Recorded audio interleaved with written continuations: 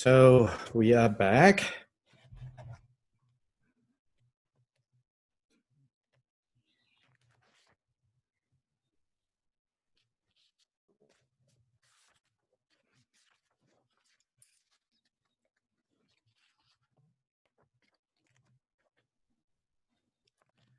So the last time we met, we were looking at statement 16 and 17, yeah, in the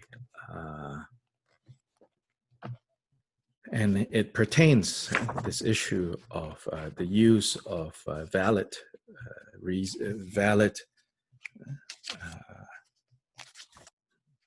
knowledge. As I said, as I pointed out, that the study of pramana, which is what's here translated as valid knowledge. The study of pramana, it's a difficult topic. I, for one, don't have the kind of aptitude to really get into pramana.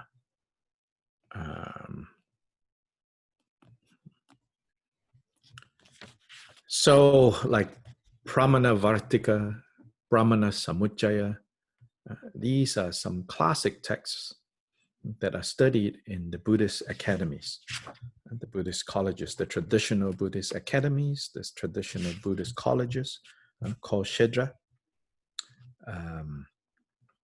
is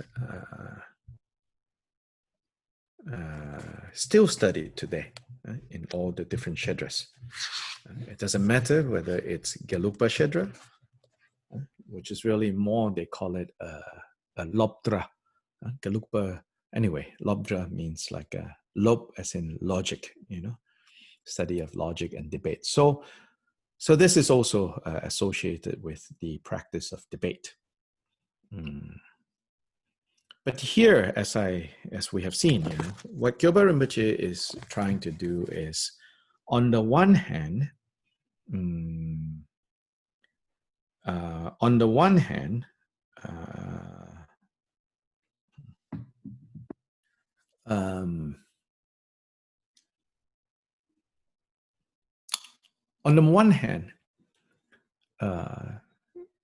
reminding us that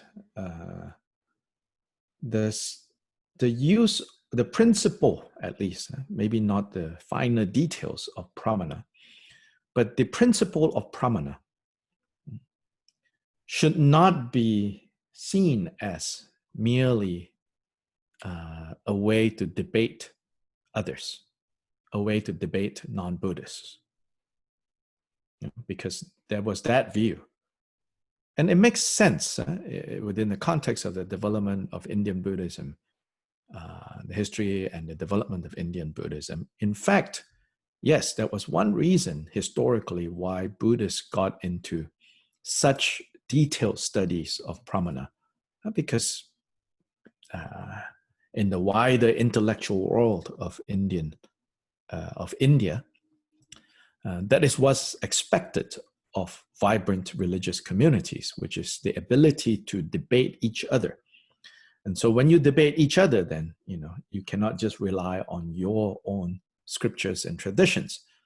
So you and your debater or your opponent, so to say, have to have a set of logical principles to work with. But here, what Gyoba Rinpoche is trying to say to us is, don't take that attitude towards pramana. Don't study pramana as a way to debate and to defeat others. Yeah. And he says, if you take that approach, then no wonder some people will say, oh, pramana is not necessary now. There are no Hindus to debate in Tibet. There are no other religions to debate in Tibet. He says, some will come to that conclusion because if they think pramana is just to debate others and to win arguments, then, yeah, of course, people will say, oh, this is not. He says, but actually, no, pramana is just clear seeing. The principles of pramana, in some ways, you can say, no different from vipassana. Vipassana, we V, vipassana. Pashana is to see, related to seeing. V is a heightener. So it's uh, like super view. Vipassana means that. Vipassana means like a super view, meaning like if you're on the ground, right, and you see things, you only see the limited things because you're obstructed your view. But if you rise high up, right, and you have what we call the bird's eye view, that is sort of the meaning of vipassana, to see clearly.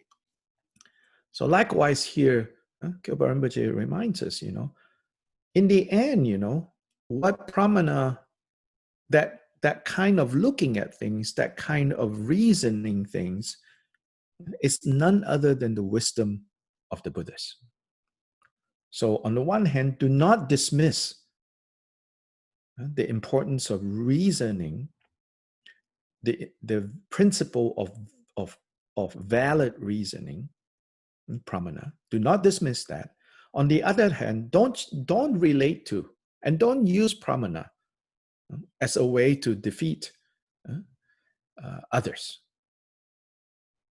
so that you win, in your philosophical debates.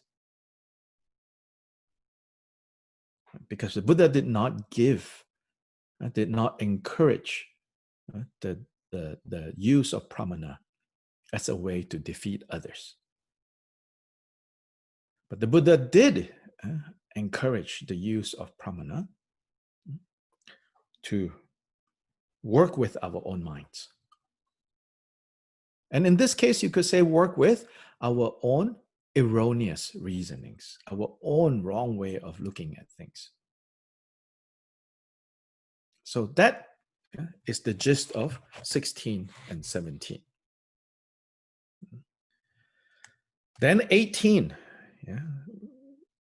So related to this issue, right? So when you get into the business of pramana, you also will then get into the business of, or ordinary way of studying pramana will quickly, get you into the kind of frame of mind of this is right, this is wrong. This is right, this is wrong. This is the right way of looking, this is the wrong way of looking. Then easily, right, it will become like my tradition versus your tradition. So Vajra statement 18 immediately addresses this issue. It says, all upholders of tenets are own tradition holders. A little awkward expression for us if we're not used to this kind of vocabulary. Yeah. First definition of tenets. Drupta. In this case, is tadrup, but interchangeable. Tenet is not. So in the seminaries, in the Buddhist colleges, traditional Shedra, Lobdra, they have a clear definition for what constitutes a tenet. Yeah, T-E-N-E-T here. So all upholders of tenet. So drupta. Again, I don't have the aptitude for these things. At one time, maybe I studied them, and now, maybe I put on mandala and offer back to my teachers already, unfortunately. Some of these details, I put on the mandala and offer to the teachers, I'll offer back to them.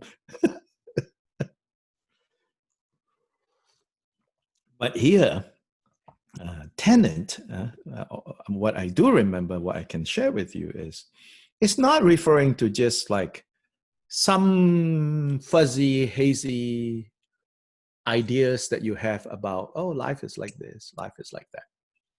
No, tenet is something stronger, much stronger. Tenet is like, you could say, a principled, systematic attitude or viewpoint or way of looking at the world. So it's something developed. It's something that can be taught and something that is learned.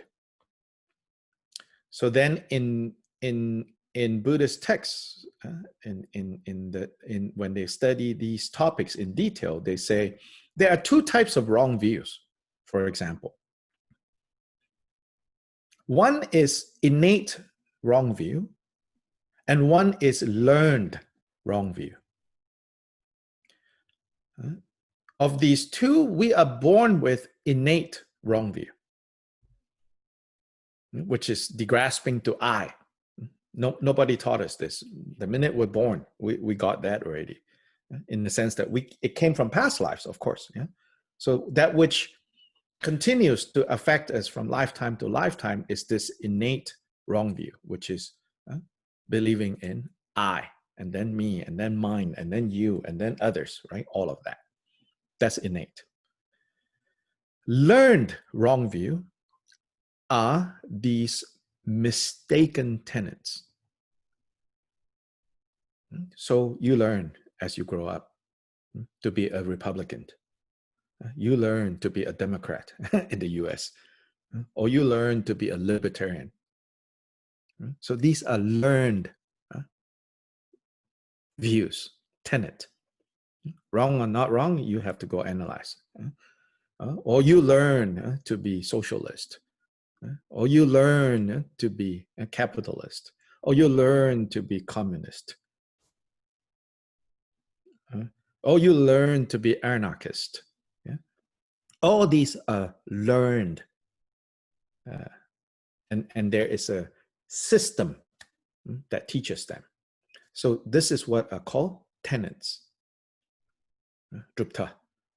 So in these Buddhist academies, in Nalanda Buddhist University, as I mentioned before, although early Indian Buddhism, meaning the first 500 years of Indian Buddhism, there were many different viewpoints. Of course, among this early Buddhist community, there were more that they agreed than they disagreed.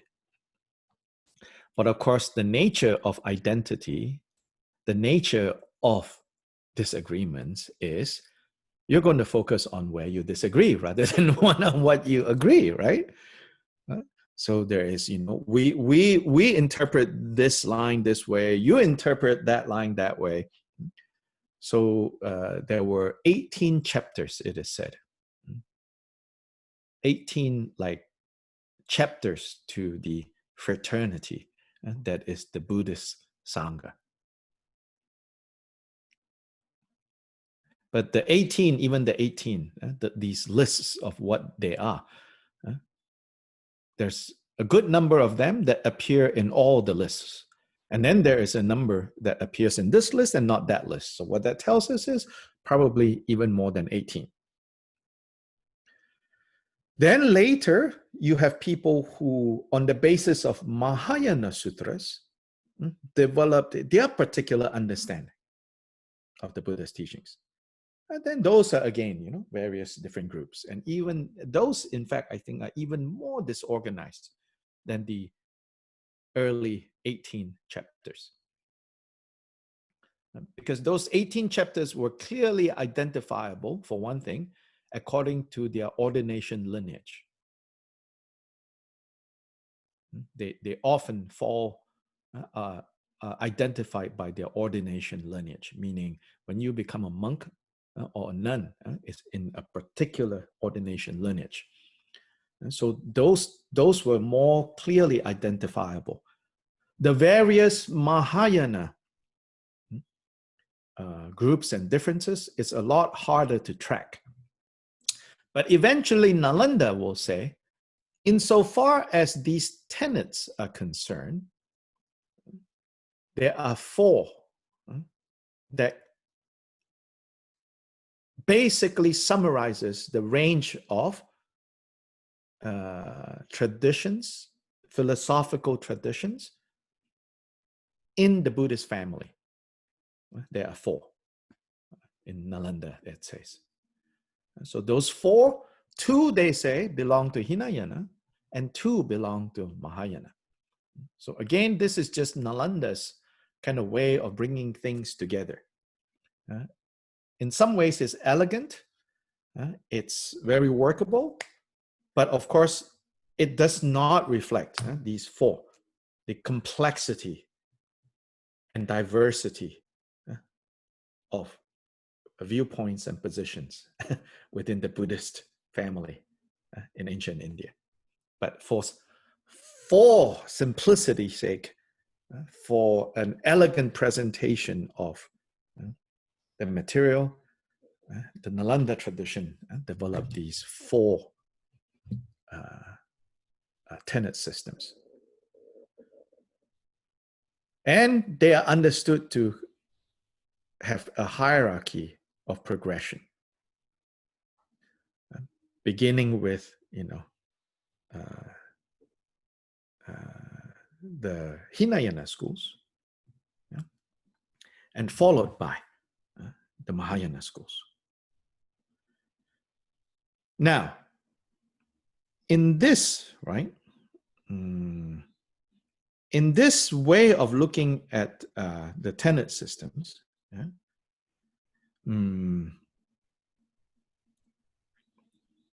the hierarchy is such that you begin with the Vaibhashika. I'm just now remembering, in the last couple of times when I talk about this, I might have flipped and say you begin with Sautrantika. No, you begin with Vaibhashika, and then Sautrantika, and then Chittamatra, and then Madhyamaka. So these are the four tenets, the four drupta. And in studying these tenet systems,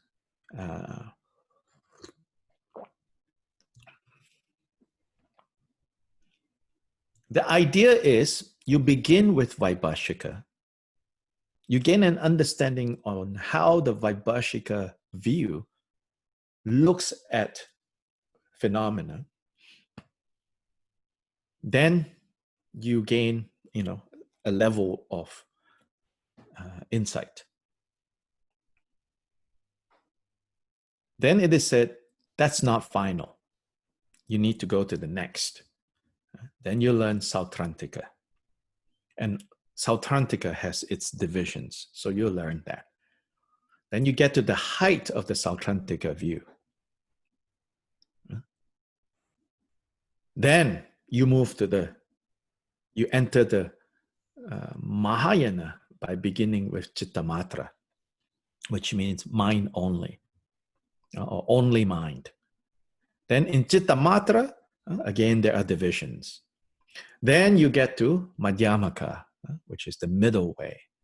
Then within Madhyamaka, again, there are divisions. And finally, you arrive at what's known as consequentialist Madhyamaka, prasangika Madhyamaka. And that is said to be the highest. But at that highest, they will say, it is the highest because it does not hold any tenets. If there is a tenet there, it is the tenet of not holding any tenets.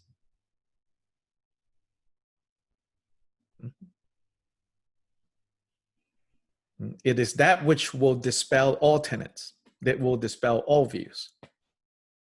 But then, of course, the irony of that is that it became a view.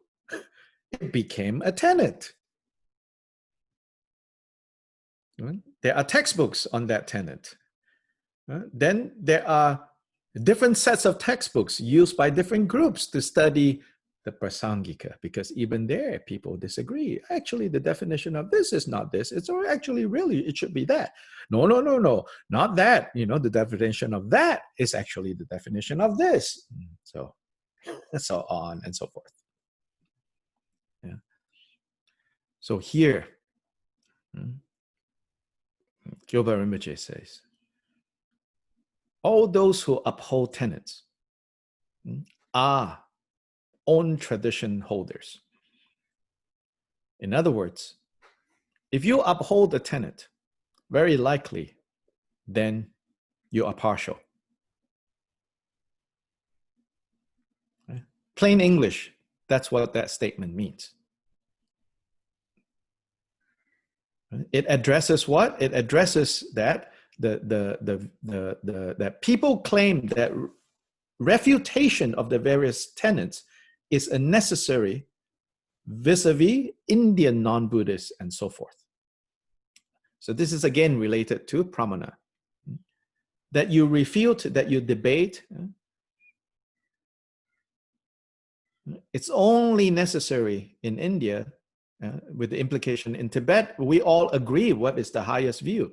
Yes, generally in Tibet, Prasangika, consequentialist Madhyamaka is considered the highest. It is the view of no view. It is the view that refutes all views.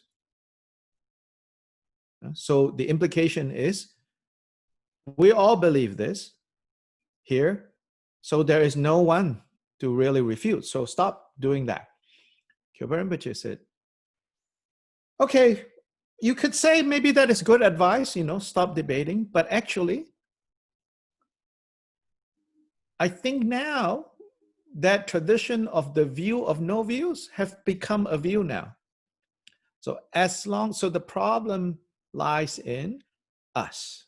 Again, Kyoba Rinpoche always reframes the issue by bringing it back to how we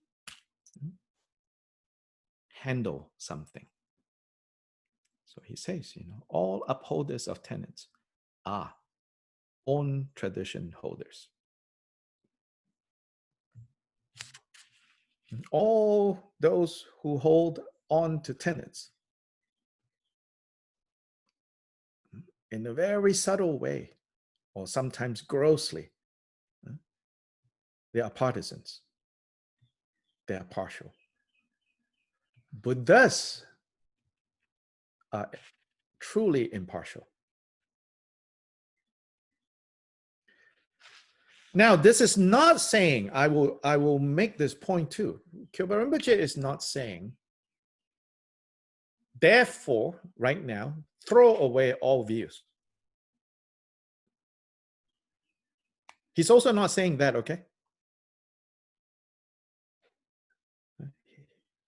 He is saying, when you utilize a view, a tenet, you always have to be careful not to become a partisan. Yeah, you're going to go picket others, and say your view has been suppressed, or my view is better than your view,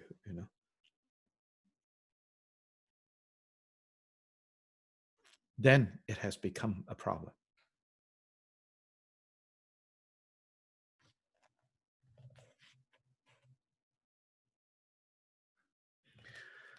Uh, 120 in Chodra's, if you have the physical book. If you don't have the physical book, in Chodra's commentary, it's the second quote that he gives in here that says, in that way, to fix in the absence of a self, which is the absolute truth, all phenomena as the self that is emptiness is only taught to be a fault. And that quote is a little bit hard to understand, too literal, I think, the translation. Here, basically, it means like, so all phenomena are without a self. That is part of what Buddha understood, Buddha saw, Buddha taught us. So now, how do we apply that? We apply that to our meditation to develop clear seeing until we can see, right, that all things lack a self. Now, if you now turn this into, we are partisans of no self, and say, all things have no self, then we have turned the teaching on no self into a new self. You get it? Now we have turned the teaching of no self, which is to help us to relinquish grasping. Now we are grasping on no self as a form of self. When these teachings are all given for us to relinquish, to not, to remove anything that serves as a basis for suffering to be hung on, to relinquish all these hooks that can allow suffering to hang on. So good. So you're using Madhyamaka or consequentialist Madhyamaka to remove all these hooks, right? But then in the end, even this removal of hooks, you need to remove. And not turn that into a big hook for dukkha to hang on.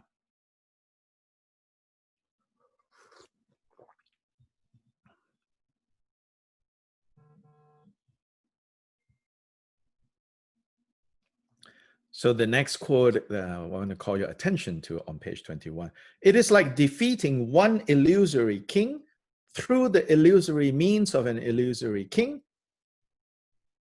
Bodhisattvas who have really seen the Dharma are without pride.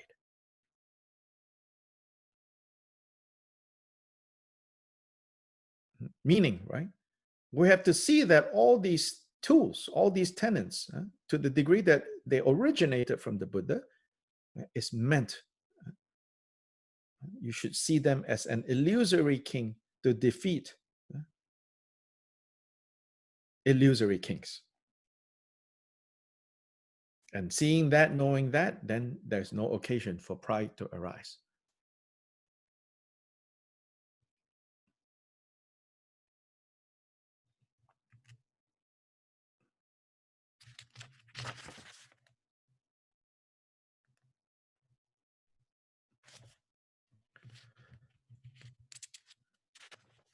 Good.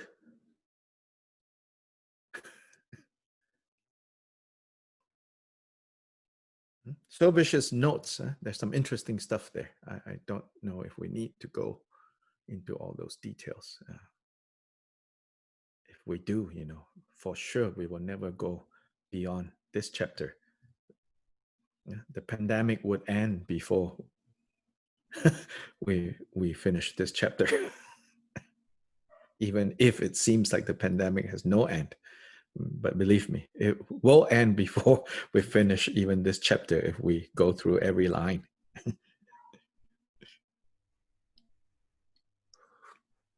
But you should, when you can, read and see if you can appreciate the more background that he's giving us.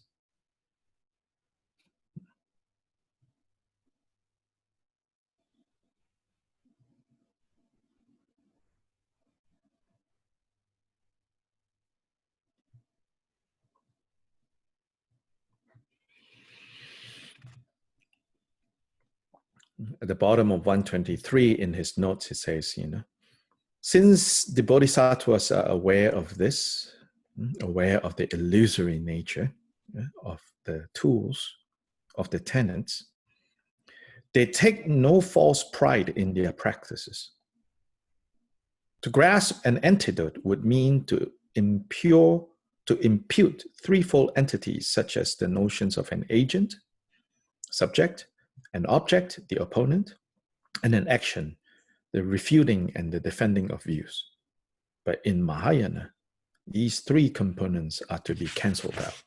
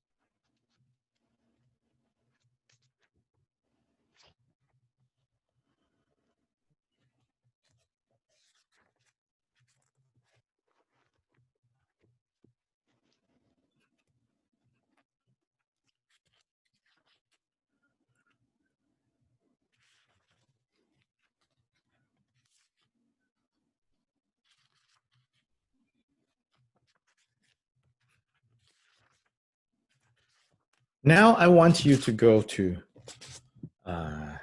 chapter 6, statement 7.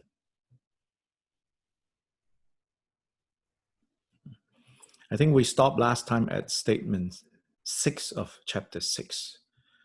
I want you to go to statement 7 because that illuminates the statement that we just looked at, the statement 18 that we just looked at. It's a further kind of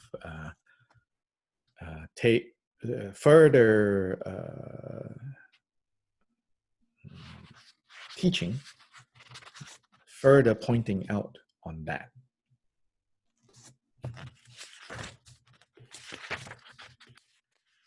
Statement 6.7 and 6.8. This is all related to 118.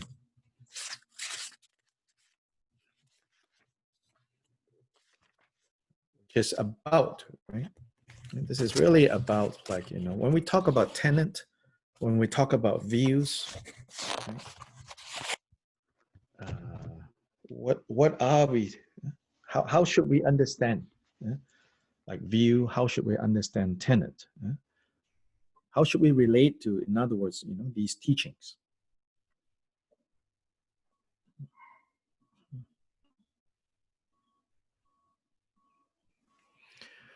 So 6.7, it says view is to be endowed with realization. So here is Kyoba Rinpoche redefining view.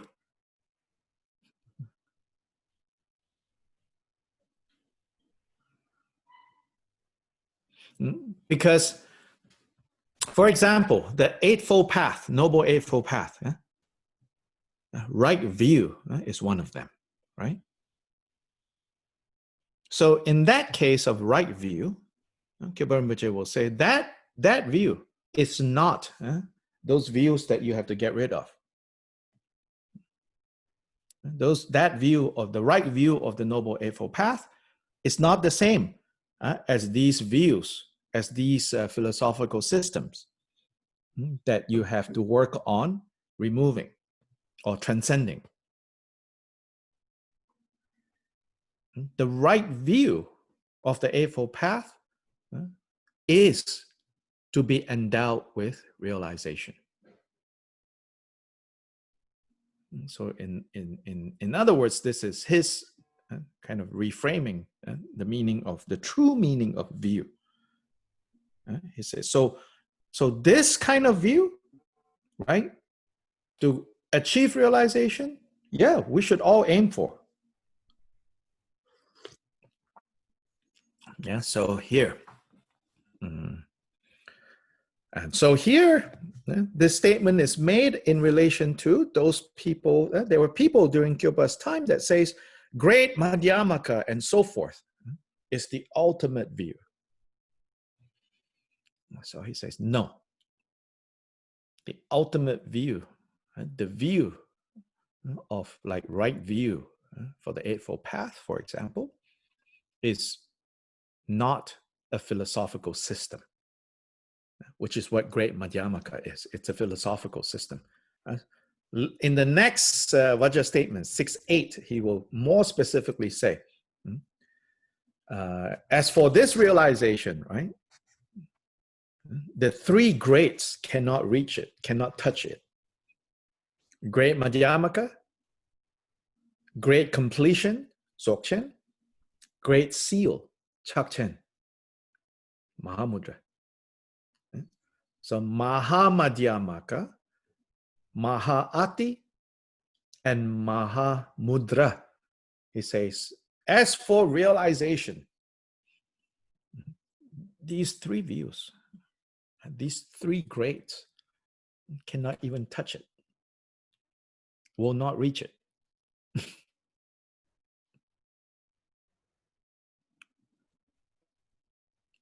So first in 6.7, you know, so view, what is the view that is that we should achieve is to In other words, to be endowed with realization it simply means, to realize, this nature of mind. That has nothing to do with views in the ordinary sense of view, some philosophical system. Again, Kyoba Rinpoche is not, although himself probably he did not spend a lot of time studying these things, he's not necessarily, I don't think we should think that he's necessarily against the study of Chittamatra, the study of Madhyamaka, the study of Vaibhashika, Sautrantika, all of that. This is not meant to say that is a waste of time. But this is saying, don't let those things turn into another source of suffering.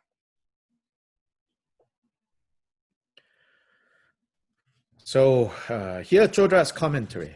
I think it's worth looking at more closely. Very short for 6-7. The view concerning the ultimate reality that one ascertains through teaching philosophical tenets, authoritative quotations, and reasoning is merely a theoretical understanding. And so he says the so-called view that you're going to arrive at by learning the philosophical tenets and seeing the quotations to support a particular argument and the reasoning that is valid reasoning that is used. At best, it only arrives at a theoretical understanding. The intention of what we call the arising of a realization that is free from extremes of mental proliferation in one's mental continuum through practice is the realization of the actual view. So in contrast,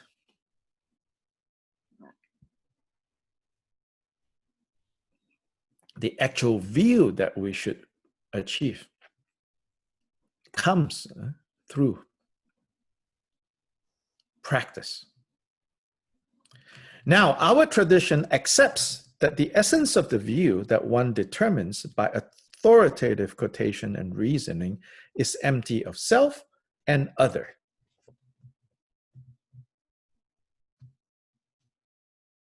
So, rangtong, shentong, for those of you who are familiar with these terms. It says, we accept,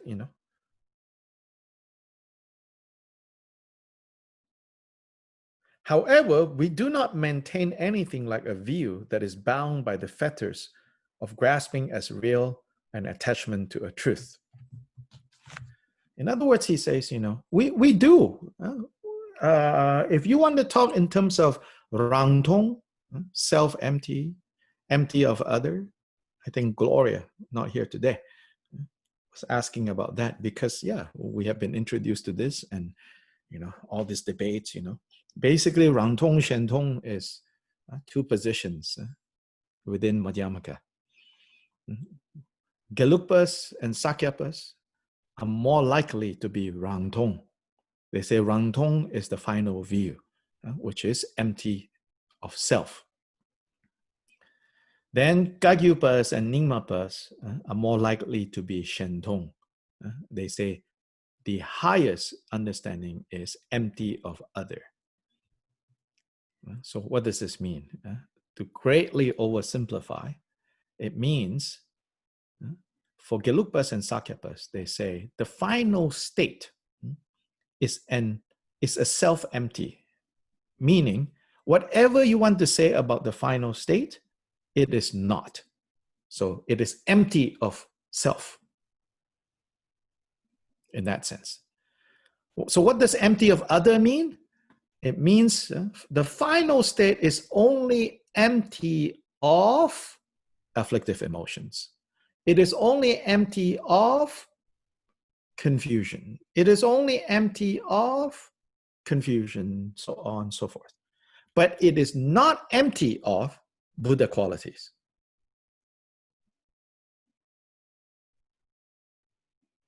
So other empty. What is the other? Other are all those transient, extraneous, uh, transient, extraneous, right? Things. That the final state, the Buddha state, is only empty of those things. It's not empty of itself.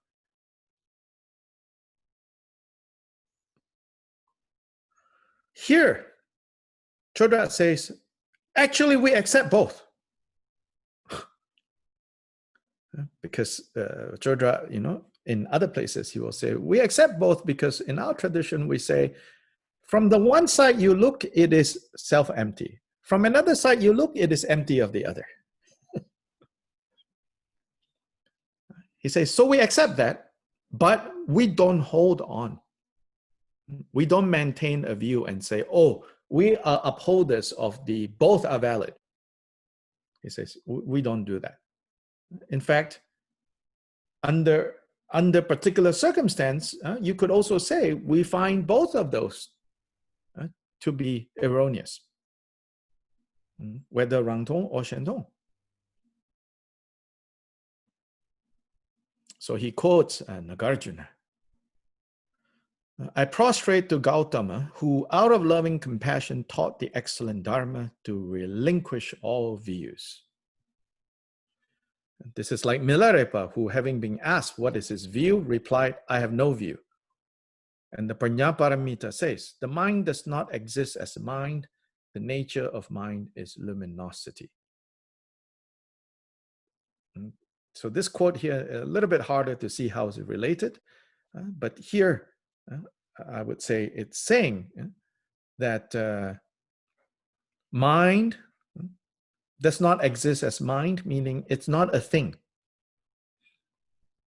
And much less what the mind thinks of can be a thing. If the mind is not even a thing, how can what the mind thinks of be a thing? So how can these views be a thing? Although it's not a thing, it has luminosity. That means it has awareness.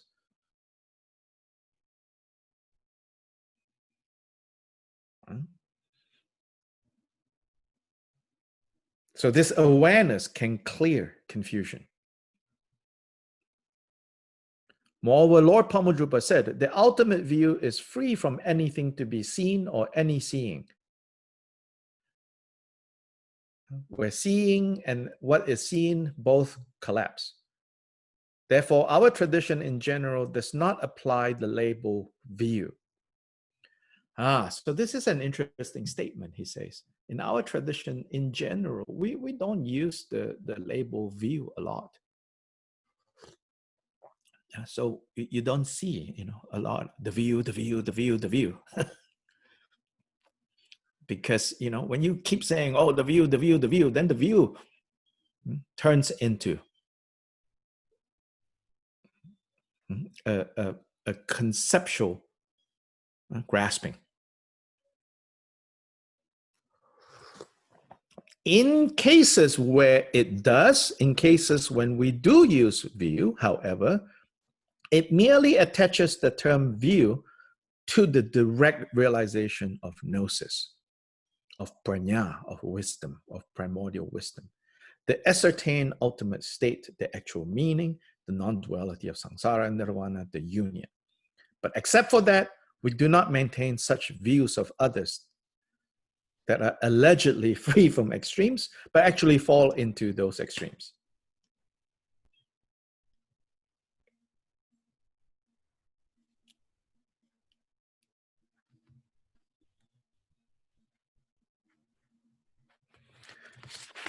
I want to look at Sobish's notes, very helpful, the next time we meet.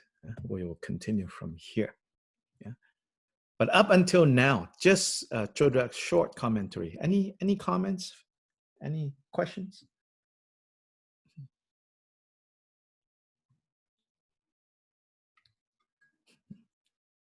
Now is good time.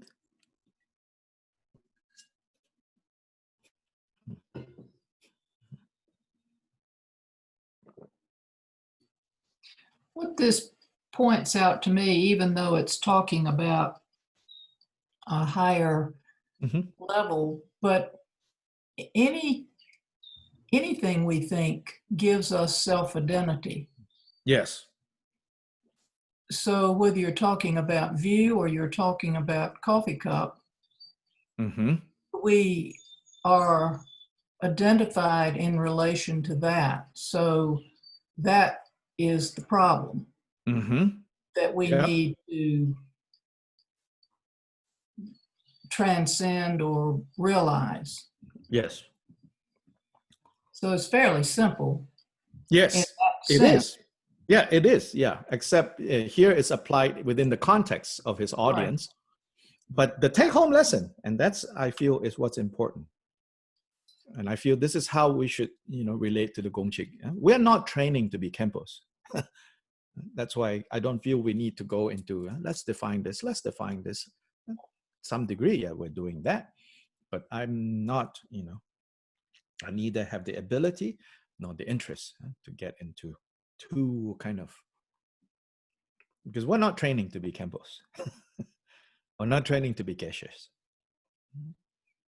And so it's important to ask, what is the take-home lesson here?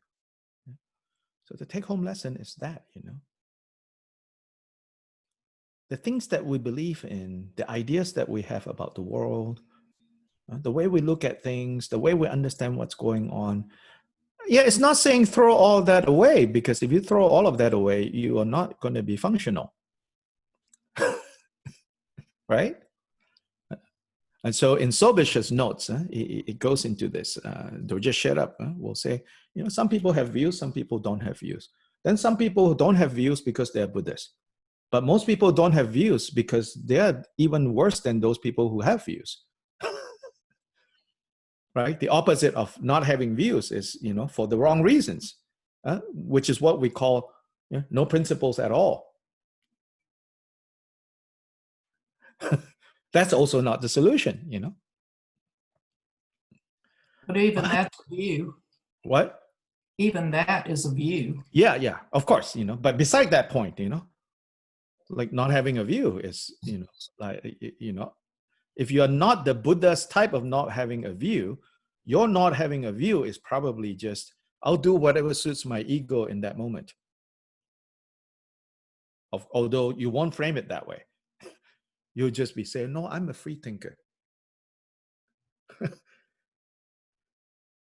A free thinker feels really free, but what kind of karma you're creating, you got to look closely and see, don't get me wrong. I'm not saying that free thinkers don't have morals. No. I'm just saying it's so easy to kind of oh, I have no views, So that's also not the solution. Yeah. But here is saying, how you look at the world, how you think about, this is right or that is wrong. Even the most profound, like Madhyamaka, it's not something, pedestrian. That's why he used such an extreme example, I would say. Even the great Madhyamaka, which is like the highest of the high, he says, even that can become a basis for building identity. Which is what all these teachings about no self or not self is about. It's about, as long as we are building our sense of self based on fundamentally unstable, changing conditions, then this self is always going to be fragile and subject to dukkha.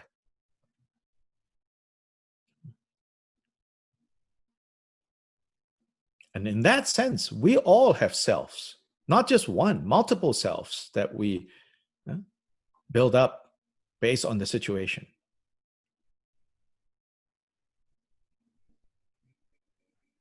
So as, we build up these selves and use them in the world, if we don't recognize that that's what's going on, and we start to, which we all do, believe that those selves is who I am, trouble.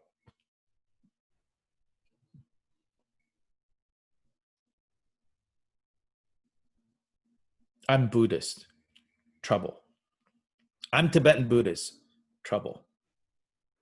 I'm Drigongpa, trouble. Easily. I'm socialist, trouble. I'm capitalist, trouble.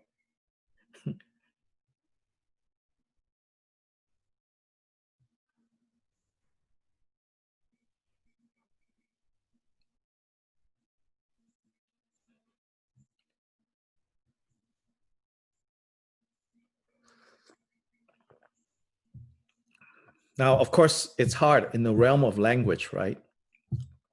Chodra still have to work with language. And so there's some irony in this expression. Therefore, our tradition in general, then he's saying, don't have a tradition, you know, but he still has to use language to say our tradition. Yeah. So we want to be careful with our tradition, you know, so to say right now, I mean, whether you identify with Drugong or not, you know, doesn't matter to me. I'm happy you're studying together. But if you have that sense, you know, our tradition, be careful, you know, don't turn it into another way to build. Because it's even this, right? This sense of like, I'm Drugong, or this is our tradition. It will bring suffering because it's not stable. Because it's a concept. It's not a realization. When you realize these teachings, then that view, it will not bring any suffering. Whatever self that arises from realization, that cannot be touched by suffering. That's what we should aim for.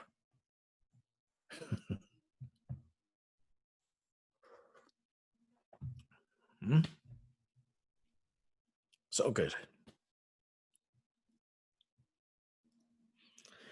Okay, I have to go. I have to go work. I have to go help fold a tanka.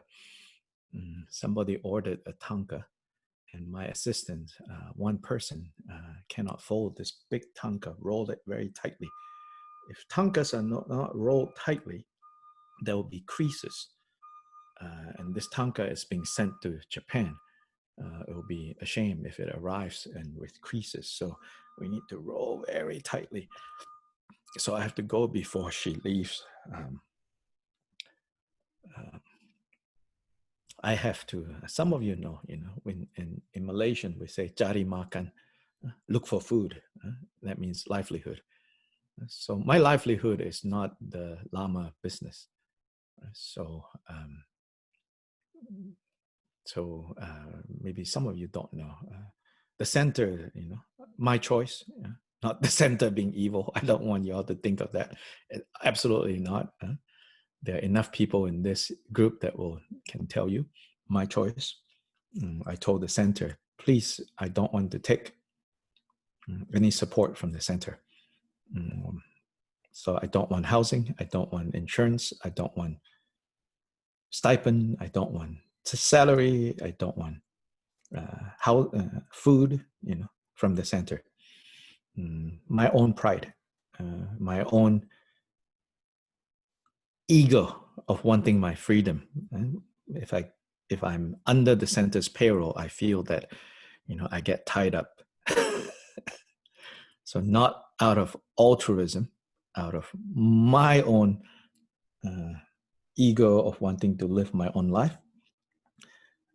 I said to the center, don't, I will be 100% volunteer at the center. But that is also because I have the privilege, really, of owning an online shop, which I keep going because I have someone very able helping me.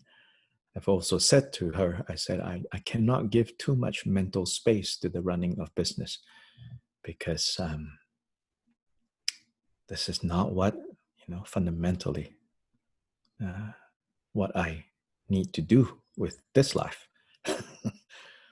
So the business will never turn into a big business, but it will be enough for me to pay my mortgage and pay my food and insurance. It's expensive to live in the US. It's not obvious, all the ways, as you all know, where your, monthly paycheck goes. It's a very hidden, and in a hidden way, it all disappears, So I do that. And then I rent a room out, in my house to Airbnb. So some days I'm packing, some days I'm cleaning toilets, dealing with customers. Customer service is very humbling. It's good. That will balance up my hat as the Lama, or Lama to some people. It can easily get out of hand, the Lama hat. Because for good reasons, the teachings talk about how you relate to Lama, how you relate to your teacher, the way you have to. I believe in all of that.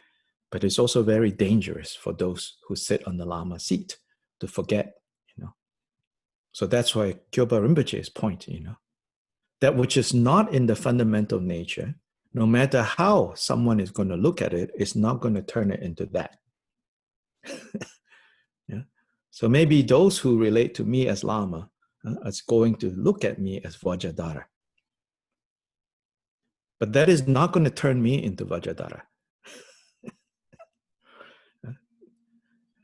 The error arises, when I start thinking, oh yes, I must be Vajradhara. Look, all these people think I'm Vajradhara, But if it is not in the fundamental nature, it cannot be,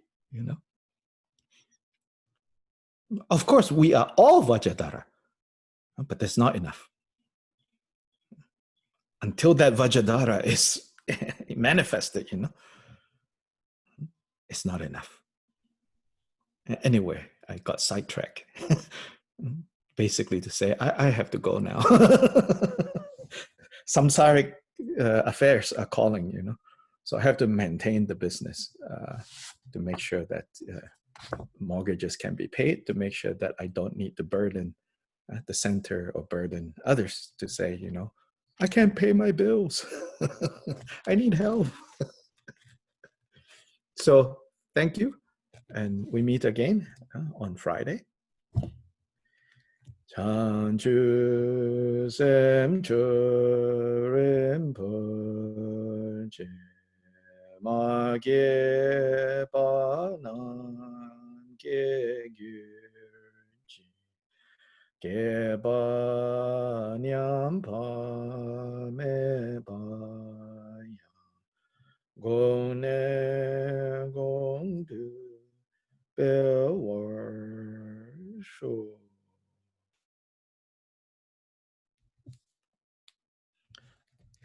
Tomorrow there is Lojong. And the Lojong information, Javier has very skillfully come up with putting it on the group description for our WhatsApp group. So the credentials for the Lojong Zoom is there. Tata. Thank you.